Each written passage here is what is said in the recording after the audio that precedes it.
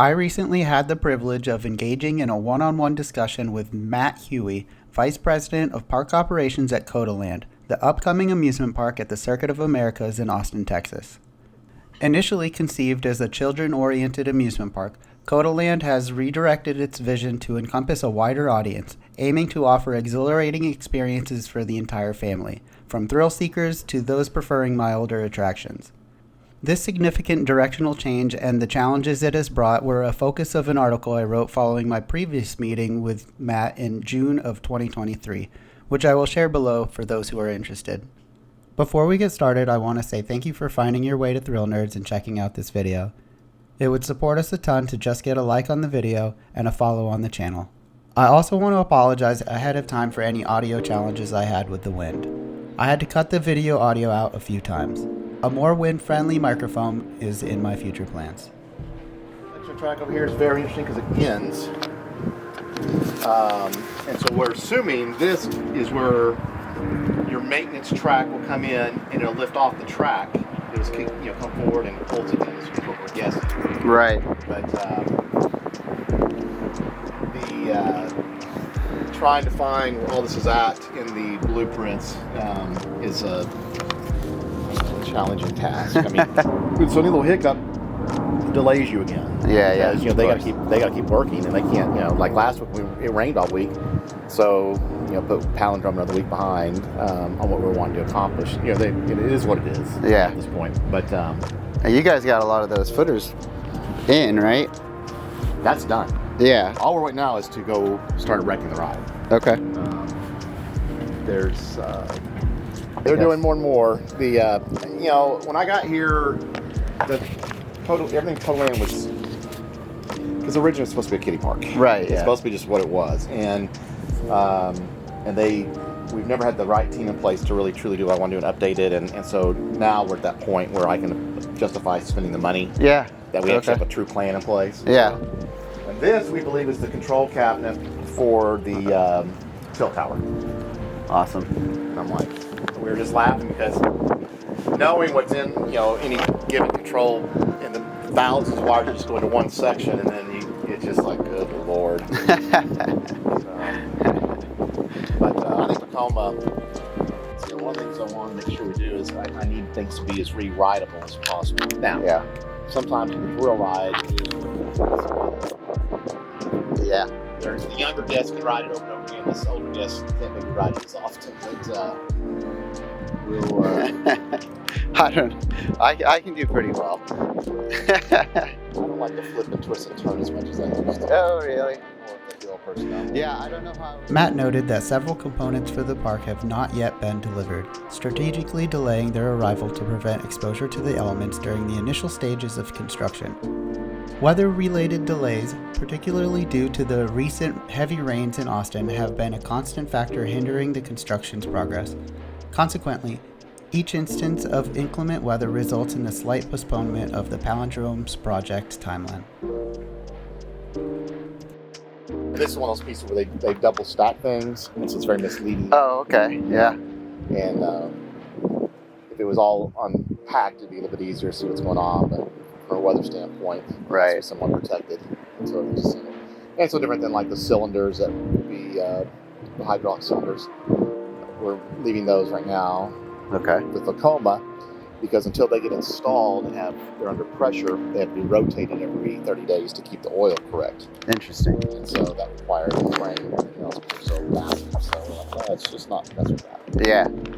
I think there's been some interesting pieces. This one's another interesting piece with the spine, the way they've done it. It's the flip, twist, turn. We're talking about, from a welding standpoint, putting a jig together to hold this stuff. It's pretty impressive. Yeah, no kidding. It really is something. What was there a big choice on changing the color from the initial renderings, or was it how did that choice come about? Because I know the renderings were red. Right. It was at nighttime, the black disappears, and so the lighting system that's built into the train will be visible in the sky. Oh, there's onboard lighting. Onboard lighting and sound. Oh, really cool. Okay, so yeah, it also kind of reminds me of like a racetrack, so that's what I was thinking it was going And that for. was purely accidental. But that was brought up numerous times yesterday. And I Oh, started, really? I was like, yeah, you're right. It's like a checkered flag. So, Yeah. I want because I spent a lot of money on putting that lighting system on. It's the same system as Tron has. Okay, So that's very cool. I want to take full advantage of that. Yeah. And when you're doing any type of lighting, uplighting, things of that nature, a lot of times your track will take away because you're seeing that versus Right. this disappear and really put more emphasis on the train. Yeah. Matt Hughey's attention to fine details such as onboard lighting and audio for circuit breaker underscores COTALand's ambition to distinguish itself. This focus on unique elements demonstrates a clear intention to position the park as a standout, novel experience in Texas. I went ahead and asked him when he's expecting Palindrome to be commissioned. Kind of varies on Gerstlauer's ability to get over here. Commissioning. Yeah. See what happens from there. Yeah. But if everything behaved, hopefully. With the Peppermint Parkway set up and everybody's driving right past this, I was hoping to see some signs letting people know that are kind of in the area. we don't want that yet. Yeah. And the reason being is because we've been so many delays. Yeah. Everybody starts getting on there. Yeah. Their own narrative. Oh my God. The park's ongoing challenges have significantly influenced its approach towards social media engagement and marketing efforts. By maintaining a low profile, COTALand aims to manage public expectations and reduce inquiries about opening timelines and reasons for delays. The team at COTA is prioritizing the development and construction of the park and its attractions, striving to avoid any negative perception or skepticism within both the local Austin community and wider amusement park enthusiast circles. Their focus is on overcoming obstacles quietly, rather than letting these challenges become a source of doubt and speculation in the public eye. Switch that out for a larger version that has more capacity. Yeah. And because originally when I bought that, again, we were going a whole completely different direction. And then we changed directions again. So, Yeah. So it really doesn't fit. I don't like having new attractions in a park. Right. I think you pay to get in and then let's go ride everything. Right. I know there's a few exceptions to that here and there, but the only way to make that thing work in the park would be a big attraction because no one's going to ride it. It seems like the paper ride attractions are kind of dying down. They are. In general, so. Weather, I think, will probably be the biggest factor. Yeah. Now, if we have another summer, I don't want the triple digit, but if we have another summer where there's just like no rain, you just keep going and going and going. Right. But rain does affect sometimes. Now, there'll come a point where that won't even be as much of a factor. It's more just getting the contractors lined up. It's getting, despite COVID being over, there's still challenges getting stuff. Right. And that's the excuses as used that we're still recovering from COVID. I think it's hard to believe sometimes, but Right. there's some challenges sometimes getting components. So we got some more. So this is drive more wheels. your lift sections. Yeah. And station and things of that nature. Got our top of lift and bottom of lift.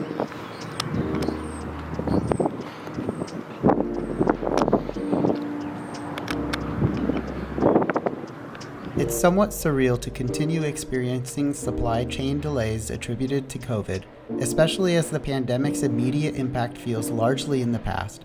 However, the reality is that suppliers are still catching up with production backlogs, and some companies that have previously produced specific parts and components have unfortunately ceased operation. This situation has compelled businesses to seek new suppliers, navigating a landscape reshaped by the pandemic's long-term effects.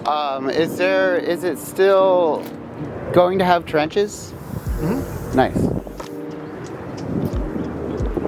Yeah, we'll Trenching and tunnels, I guess. over time releasing what it's all going to look like.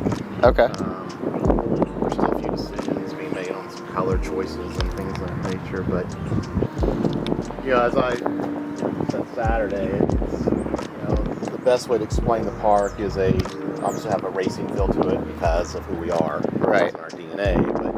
But I think you'll also. Hughey elaborated on the unique identity that COTALand is striving to establish. Given its location on the Circuit of America's grounds, the park naturally incorporates racing themes. However, there is also a deliberate effort to reflect the distinctive character of Austin. Renowned as the music capital of the world and celebrated for its Keep Austin Weird ethos, Hughey indicated that COTALand aims to harmoniously merge these diverse influences, creating an experience that appeals to both local residents and out-of-state visitors. He highlighted a specific mural created by Coca-Cola as a vivid representation of the ambience the park is looking to offer. This emphasis on atmosphere and overall experience is crucial. COTALand is envisioned as much more than just a collection of rides and attractions. It's about crafting a deeper, more immersive experience that transcends the typical roadside amusement park, a point that Mr. Hughey believes is fundamental to the park's philosophy. During my initial meeting with Matt Hughey, I must admit I harbored some skepticism about the park's development and its potential impact.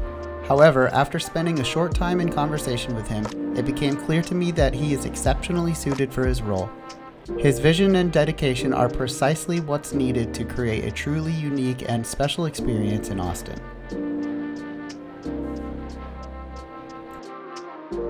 To me, Astroworld and Knott's was very similar in a lot of ways. Yeah. Where you kind of got off one ride, you're at the entrance of another.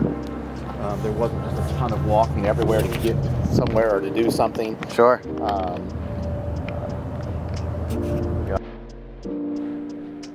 I'm excited to update you on the ongoing progress at the site of Palindrome. They're expecting the arrival of a crane within the next 2 weeks to begin vertical construction. Weather permitting, we should soon witness the Gerstlauer shuttle coaster structure going skyward.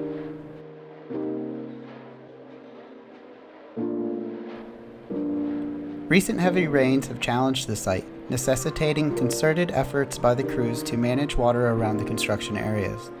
The footers have been successfully poured, and we are now awaiting the concrete pour for the maintenance bay, the station, and the unique rotating switch track area.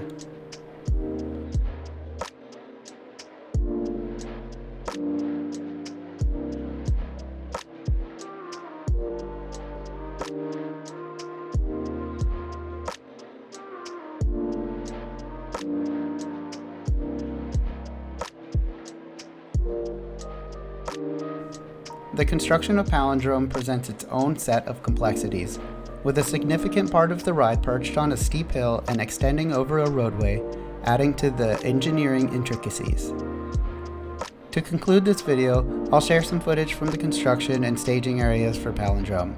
I plan to visit the site regularly and provide updates as the project gains momentum.